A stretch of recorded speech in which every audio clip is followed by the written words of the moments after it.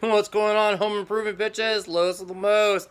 Hey, now I realized once I cleaned out my closet, thank you Eminem for that, I realized that I need a shoe rack. So I might as well incorporate that with this, what I want to call a module type of remodel inside that closet of mine. I realized that I could probably buy something out of the box, slap it together, and call it a day, and be mostly satisfied with it. But hey, I've got a camera, I've got woodworking skills.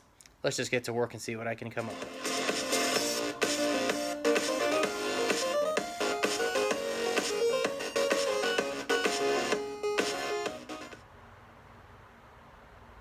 So one of your first observations when you're working with stain versus paint is the consistency or the viscosity of the stain is not the same as paint. So bearing that in mind, it's also not going to be applied the same way. You just can't just lacquer the crap out of something and call it a day.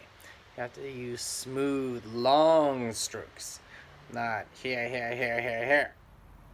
Took some 100 grit sandpaper to kind of go along the cut sides and just rough them up a little bit so that they'll accept um, the stain, the wood stain or the wood finish a little bit better. As you can see, I went with the grain just like my dad taught me. In my experience working with wood, you gotta have a lot of patience, and that is something that this guy does not have. Another trick or a tip that I had also figured out, and my dad had pointed that out to me as well, is that when working with a particular piece of wood, you want to decide on which is going to be the show side and which is going to be the, well, I'm not going to show that particular side. So,